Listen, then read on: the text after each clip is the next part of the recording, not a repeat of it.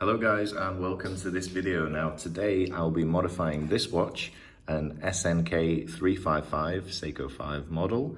It has the 7S26 movement. This is actually my girlfriend's watch and I'll be modifying it for her.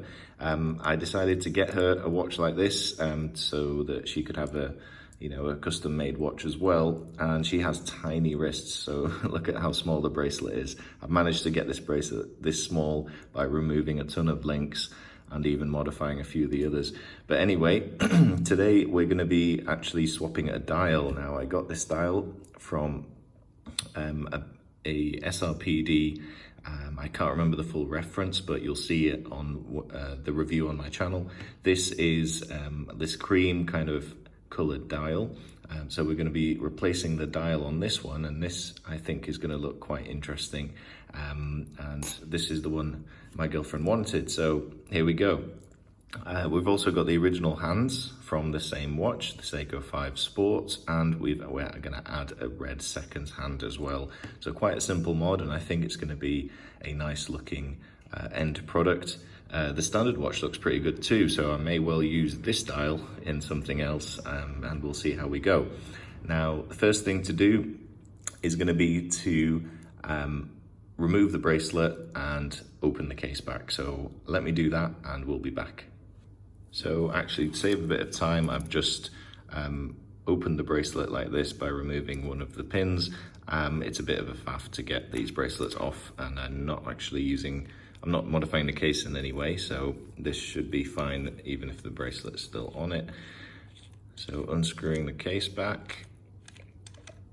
It's quite nice that you get a exhibition case back on these watches. A lot of Seiko 5 models have them, and I think this is a lovely touch on a automatic watch. So there we go. Let's remove that little gasket as well. So this is the 7S26 movement. And it should, I'm hoping, accept the dial that I want to put on it. We're just going to be pressing on this little dot to get the crown out and then pop the movement out. So let me go ahead and do that. So I've got the crown out, came out really nice and easy, as these crowns usually do. I'm just lifting up the movement ever so slightly using just a simple tool, and then I'm going to flip it over and take the movement out of the watch. There we go. Now this I'm just going to put to one side. We won't need that for a little while. I'm actually going to cover it as well with something to stop any dust going in for now. Now let's have a look at this dial and handset. I am actually going to put the crown back in and set the time so that all the hands are facing the same way, and we can easily remove the hands all in one go. It's quite a nice dial this. It's even got little Seiko 5 logos running all the way through it in some sort of pattern. It's kind of hard to see in the light, but it's a handsome watch anyway. It's just we wanted to modify one for her, so I may well use this dial somewhere else. Quite a nice dial. When removing the hands, I like to put this little bit of plastic. I just cut a little slit in halfway up and sort of push it over the hands. That way we can quickly pull the hands without damaging the movement, the dial. I use this kind of hand pulling tool. So let's go ahead and there we go, all off. I can remove this, and the dial should be spot on, perfect, no marks or anything. Next step is to remove the actual dial from the movement. To do this, I'm just going to get a little tool again and have a look for a little slot along the side. There's one here, and there should be one on the other side as well, near the crown. Yeah, just by the date window. So there we go, that is the dial off the watch. I'll put that to one side.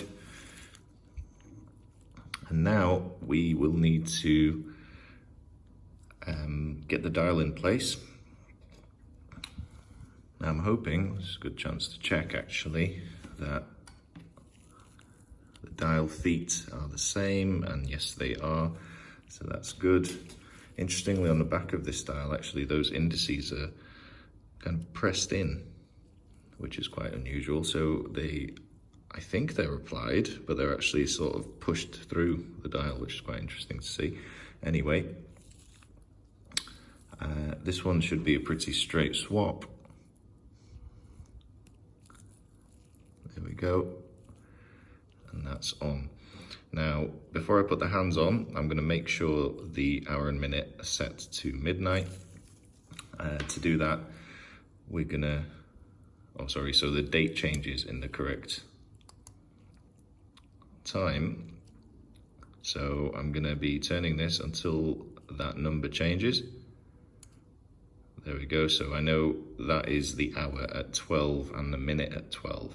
So I'm going to do my best to keep those lined up. And let's put the original hands back on and the minute hand. I won't be able to do this on camera because it takes a little while, but I'll be back with hopefully a finished watch movement. So here are the hands set on the watch. It looks great. I love the pop of red as well, actually, especially on a Sunday because that's the red day of the week. Just to do some final checks, I want to make sure that on the hour and minute line, hands line up, which they do. And also at midnight, as we near midnight, we should see the date change and it should drop over just a few minutes after midnight, so that's great. And of course the hands do line up pretty spot on at 12 as well. So there we go, really nice, nice color scheme there. I'm pleased with that. So let's go ahead and take the crown out so that we can put it back in its case. So I've got the case set up, I'm holding this upside down. Of course the movement is running, we can't really stop it unless we have to wait for a while, but this is fairly easy to do. The case is upside down here, so I'm just going to try and line up the crown tube or the crown area here on the movement as I drop it in. And I'm gonna just have a quick look, closer look to see. I think I've managed to get it in pretty spot on actually. Let's just push the crown in. There we go, that's all in. So using my little tool again, I'm gonna go and just press on the plastic part of the movement around the outside, just to check that it is seated properly. I think it is. I've seen that seemed to drop in really quite easily. So let's have a look at the watch for the first time. That looks really good. Great, I'm really quite pleased with this.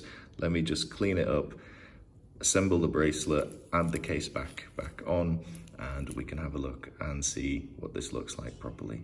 So here's the finished watch, guys. It is looking fabulous, I think. That nice splash of red, especially on a Sunday, gives it a bit of color to the dial. I think this is really nicely color matched to give that sort of vintage style, but in a simple case. Small case, this is only around 36 or 37 millimeters in diameter, and it's got this sort of more retro-y Jubilee style bracelet. But yes, I'm really pleased that we added the red. I think my girlfriend's gonna love this watch. It really matches her style. So a success, and actually quite a quick and easy one to do. Also for not much money. Obviously the most expensive thing is the dial because I had to buy a watch in order to get it, but that watch ended up being turned into some other project as well, which you can find on my channel. I think this is a stunning watch and easily customizable, well worth doing. So guys, if you mod watches, maybe make some for your girlfriends or family too, and try and match their style, and we did it to some success. So if you like this video, if you like what I'm doing, please like and subscribe, and I will see you next time. Have a great day.